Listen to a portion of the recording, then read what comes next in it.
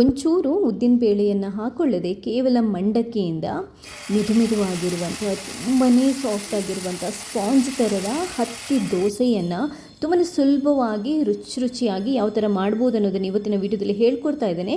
ಇದರ ಜೊತೆಗೆ ಒಂದು ಅದ್ಭುತವಾಗಿರುವಂಥ ಟೊಮೆಟೊ ಚಟ್ನಿ ರೆಸಿಪಿ ಕೂಡ ಹೇಳ್ತಾ ಇದ್ದೇನೆ. ಎರಡು ಜೊತೆಗೆ ಬ್ರೇಕ್ಫಾಸ್ಟ್ಗೆ ಇದ್ರೆ ಇದೆಯಲ್ವಾ ಭರ್ಜರಿ ಅಂತಲೇ ಹೇಳ್ಬೋದು. ಸರಿ, ಹಾಗಾದರೆ ಈ ವಿಶೇಷವಾಗಿರುವಂಥ ರೆಸಿಪಿನ ಹೇಗೆ ಮಾಡೋದು ಅನ್ನೋದನ್ನು ನೋಡ್ಕೊಂಬರೋಣ. 1.5 ಲೋಟದಷ್ಟು ದೋಸೆ ಅಕ್ಕಿ ಅಥವಾ ಬೆಳ್ತಿಗೆ ಅಕ್ಕಿ ಬೇಕಾದರೂ ತಗೋಬೋದು.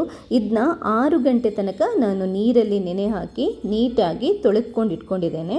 ಹಾಗೆಯೇ ಇದಕ್ಕೆ 1 ಟೇಬಲ್ ಸ್ಪೂನಷ್ಟು ಮೆಂತೆ, ಇದನ್ನು ಕೂಡ 6 ಗಂಟೆ ತನಕ ನೀರಲ್ಲಿ ನೆನೆ ಹಾಕ್ಕೊಂಡು ತೊಳೆದುಕೊಂಡು ಇಟ್ಕೊಂಡಿದ್ದೇನೆ.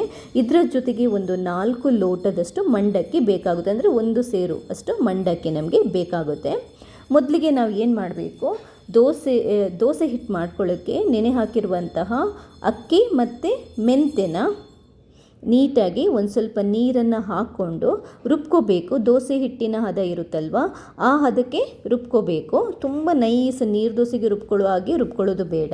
ಅದಾದ ನಂತರ ಮಂಡಕ್ಕಿ ಇದೆಯಲ್ವ, ನಾನೊಂದು 4 ಲೋಟದಷ್ಟು ಮಂಡಕ್ಕಿ ತಗೊಂಡಿದ್ದೇನೆ. ಅದಕ್ಕೊಂದು ಸ್ವಲ್ಪ ನೀರು ಹಾಕಿ ಅದನ್ನ ಒಂಚೂರು ನೆನೆಸ್ಕೋಬೇಕು. ಅಂದರೆ ಕೈಯಲ್ಲಿ ಈ ಥರ ಮಿಕ್ಸ್ ಮಾಡ್ತಾಯಿದ್ರೆ ಚೆನ್ನಾಗಿ ನೆನೆಯುತ್ತೆ. ಇದನ್ನೇನು ನಾವು ನೆನೆಸ್ಕೊಳ್ಳುವಂಥ ಅವಶ್ಯಕತೆ ಇಲ್ಲ, ಅಕ್ಕಿ ರುಬ್ಬಿದ ನಂತರನೇ ಇದನ್ನ ಮಾಡ್ಬೋದು.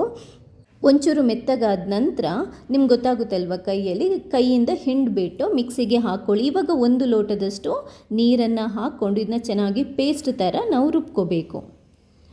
ನೋಡಿ, ಈ ಹದಕ್ಕೆ ನಾವು ರುಬ್ಕೋಬೇಕು. ಇವಾಗ ಅಕ್ಕಿ ಹಿಟ್ಟು ಮತ್ತು ಈ ಮಂಡಕ್ಕಿದು ಪೇಸ್ಟ್ ಇರುತ್ತಲ್ಲ, ಅದನ್ನು ನೀಟಾಗಿ ಮಿಕ್ಸ್ ಮಾಡ್ಕೊಳ್ಳಿ. ಇದು ದಪ್ಪ ಜಾಸ್ತಿ ಇದೆ, ಇದಕ್ಕೊಂದು ಸ್ವಲ್ಪ ನಾನು ನೀರು ಹಾಕ್ಕೊಂಡು ದೋಸೆ ಹಿಟ್ಟಿನ ಹದಕ್ಕೆ ಕಲಿಸ್ಕೊಂಡು ಇಟ್ಟಿರ್ತೇನೆ. ನೋಡಿ, ಈ ಹದಕ್ಕೆ ನಾವು ಕಲಿಸ್ಕೋಬೇಕು. ನೀರು ಎಷ್ಟು ಬೇಕೋ ಅಷ್ಟು ಹಾಕ್ಕೊಂಡು ಈ ಹದಕ್ಕೆ ಕಲಿಸ್ಕೊಳ್ಳಿ. ತುಂಬ ತೆಳ್ಳಗೆ ಮಾಡಬೇಡಿ, ದೋಸೆ ಚೆನ್ನಾಗಿ ಬರಲ್ಲ.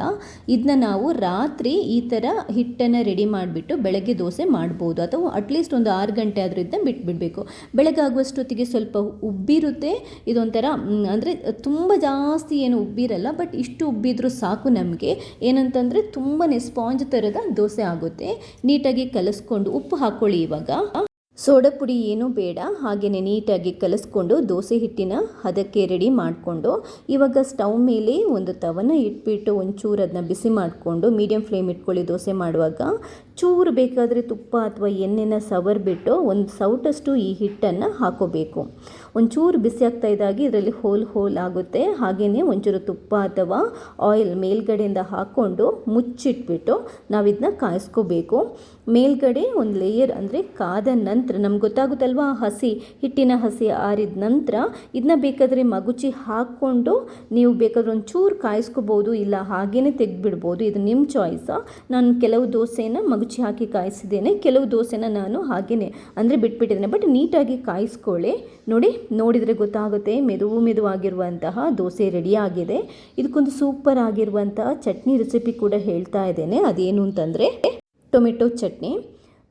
ಸ್ಟವ್ ಮೇಲೆ ಒಂದು ಬಾಣಲೆನೇ ಇಟ್ಬಿಟ್ಟು ಚೂರು ಬಿಸಿ ಮಾಡಿಕೊಂಡು ಒಂಚೂರು ಆಯಿಲ್ ಹಾಕಿ ಚೂರು ಬಿಸಿ ಮಾಡಿಕೊಂಡು 1 ಟೇಬಲ್ ಸ್ಪೂನಷ್ಟು ಜೀರಿಗೆ, 2 ಹಸಿಮೆಣಸಿನ್ಕಾಯಿ, 4-5 ಬೆಳ್ಳುಳ್ಳಿ, ಒಂದು ಅರ್ಧ ಈರುಳ್ಳಿ, ಸ್ವಲ್ಪ ಕರಿ ಲೀವ್ಸ್, 1 ತುಂಡು ಶುಂಠಿ, ಹಾಗೆಯೇ ಒಂದು 4 ಟೊಮೆಟೊನ ಚಿಕ್ಕದಾಗಿ ಕಟ್ ಮಾಡ್ಕೊಂಡು ಹಾಕ್ಕೊತಾ ಇದ್ದೇನೆ. ರುಚಿಗೆ ಎಷ್ಟು ಬೇಕೋ ಅಷ್ಟು ಉಪ್ಪನ್ನು ಹಾಕ್ಕೊಂಡು ನೀಟಾಗಿದ್ದನ್ನ ಫ್ರೈ ಮಾಡ್ಕೋಬೇಕು. ಒಂಚೂರು ಇದು ಮೆತ್ತಗಾಗಬೇಕು.